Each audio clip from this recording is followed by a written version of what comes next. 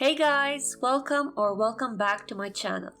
I'm really excited about today's video because it's my first Create a Sim video ever, I think, and hopefully the first of many because I really enjoyed doing it.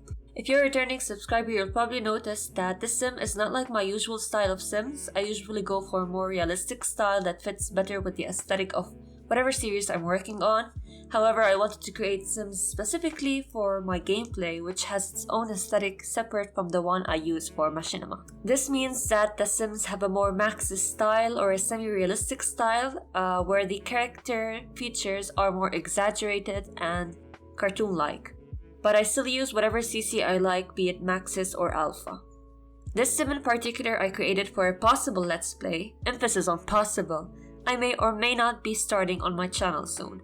The let's play I was thinking about starting is the Black Widow challenge, which, if you don't know, is a Sims 4 let's play challenge where you have to marry and then kill off 10 Sims. I won't get too much into the rules of that challenge in this video because this isn't what this Create a Sim video is about, but I thought I'd mention it to explain my thought process behind creating this sim in particular. So this sim is loosely inspired by the Sims 2 pre-made sim, who I believe is the Black Widow, like the personification of Black Widow, and that is, of course, Miss Olive Specter, the Queen of Death herself. If you don't know much about the Sims 2 pre-made sims, I'll give you a quick history lesson about Olive herself. So, Olive is an elder that lives in Strange Town, one of the main neighborhoods that come with the Sims 2 base game, and she, quite literally, has a graveyard in her backyard. It is very heavily speculated that she murdered these people that are buried in her backyard, though there's no way to know for sure because there isn't the system of cause of death that you can inscribe on a grave like there is in Sims 4. Now, this is where it gets interesting and why many people believe that she is actually the murderer of those whom she has buried in her backyard. The gore is that as an adult sim, she met and fell in love with Grim Reaper. So she kept killing people to keep him visiting. It gets even crazier when you think of another pre-made sim, Nervous Subject, who is rumored or theorized to be the child of Olive and, you guessed it, the Grim Reaper. Yeah, it's insane. The Sims 2 gore and history remains superior, and Olive Specter has and always will be the most fascinating pre-made sim to ever grace the franchise.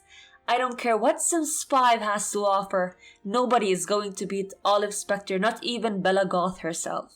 So when I first learned about the Black Widow challenge, I thought it would be really fun if I created my own version of a young Olive Specter. Just now embarking on her killing spree. Sort of to mix the Sims 4 challenges with the Sims 2 gore. This was the result. I went with a red and black aesthetic, obviously because that's the colors of the Black Widow spider, which I thought was very fitting. She has pretty simple makeup, just some red eyeshadow because I don't imagine Olive Specter to ever be someone who indulges in too much makeup. I stayed true to her dreadlocks, which she didn't have in Sims 2, but her granddaughter did have, so I feel like it's something that she would sport as a younger girl. So after I chose her accessories and her full outfits, this was the end result. Now we're in Create a Sim, which is so much better than Sims Body Shop, which I think is such an eyesore. So this is her look. She is so freaking cute, if I do say so myself. I gave her a power suit for formal wear because I feel like that is fitting for both a Black Widow and a Olive Specter. I gave her plain black underwear to stay true to the black and red aesthetic that I previously mentioned. For pajamas, I chose a loose men's blouse to symbolize her killing men after sleeping with them. And for her swimwear, I chose this red, gorgeous swimwear. Not much about it. And again, staying true to the color aesthetic. This is her gym wear, and then finally her outerwear is just this black coat that is so freaking, makes her look so freaking good. And yeah, some up close to her hairstyles with every outfit. My favorite part about her outfit has to be the accessories. I chose red plum bulbs as earrings to symbolize the state in which she leaves her husbands in before she kills them, and a spider for a necklace, which I think is pretty self-explanatory. It's so freaking awesome. And then we move on to her personality. I ended up actually starting fresh by removing all the points, personality points, and then adding them to fit both what I imagine a Black Widow's personality would have, as well as Olive herself. I decided to make her neat because I feel like you'd need some cleanliness if you plan on murdering many people and getting away with it.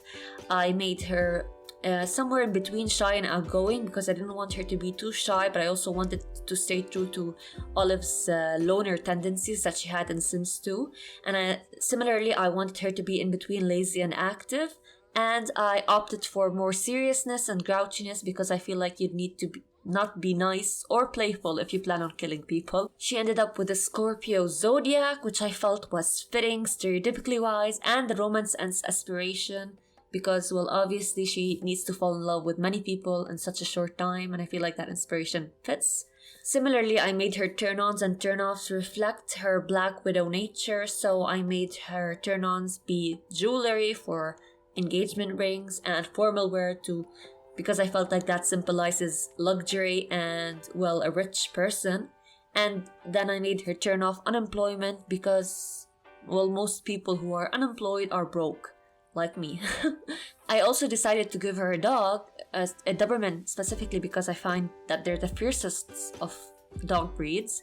His name is Reaper, and whom she named after Grim Reaper because, you know, she's fascinated with death. So I found that's fitting, and I gave him a red spiked collar to stay true to the red and black aesthetic, and these are his personality points, which really don't matter that much to the gameplay, but there it is anyway. And yeah, that's about it. I really do hope you enjoyed this video as much as I enjoyed making it, and if you did, please push the like button or comment below to let me know that you did enjoy it so I can make more. And if you're new here, please subscribe for more videos.